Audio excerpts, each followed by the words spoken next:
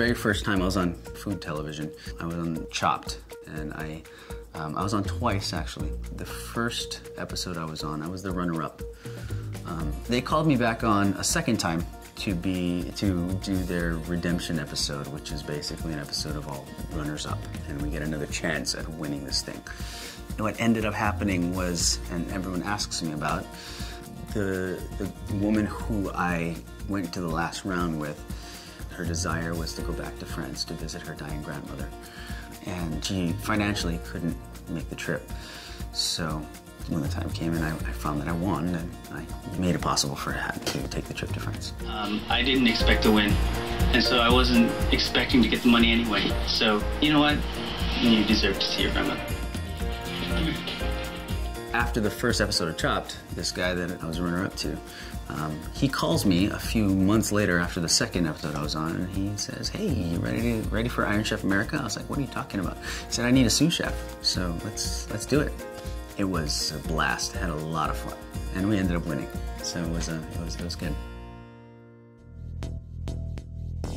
I try to run regularly, and I run a few miles a day. I decided to download a few things to listen to on my run. What I started to like to download was these sermons that were put to the beat of some upbeat music that would facilitate my run. And I started listening to the first one, and it was a portion of Hell's Best Kept Secret by Ray Comfort. Can you see that telling you precisely what you've done wrong first actually makes the good news make sense? I listened to him speak for about 5 to 6 minutes. I wasn't even halfway into my run. By about the sixth minute, I realized that he was speaking about me. And all of those understandings and all of those thoughts kind of just came to an apex, and they came rushing into my brain and into my heart at the time. I turned around on my run and I ran straight back home. I woke up my wife and I said, "You have to listen to this teaching." So before we had heard anything from the Ministry of Living Waters, we didn't really truly understand the importance of evangelism. We didn't understand how important it was to actually go out and speak to others and not be afraid of offending them and not be afraid of what they thought about us.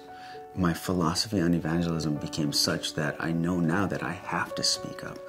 I have to go out and I have to warn those of the wrath that is to come. He will change your heart from the inside out. He'll give you a new heart with new desires. And so we needed to find a church that was like-minded with this, and a church that really put a big emphasis on evangelism.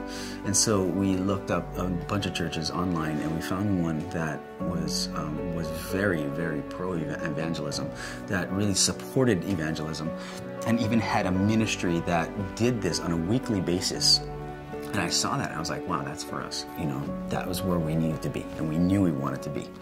And so it was such a blessing for us. So long as there's foot traffic, and there will be some foot traffic, this is where we go and sow the seeds, and we pray that some fall on good soil. And if just one person gets the gospel, it's sure, absolutely. So we usually we'll go to wherever we're going to evangelize. We'll get together right outside our car, and we'll pray, and we will, we'll ask the Lord to bless our time, and we go out and we pass out tracts, and we have wonderful conversations with people. And we've brought Danielle along with us.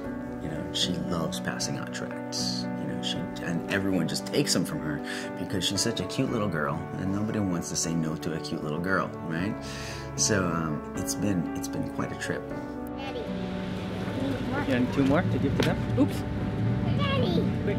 In my family's life, and especially in my life, the Ministry of Living Waters has brought an understanding to me of God's grace that I had never seen before, that I'd never known before, that I may not have ever heard if not for the providence of God bringing that teaching to us. I'm grateful for it. I am absolutely grateful for it, because if not for that, I very well might not be saved today.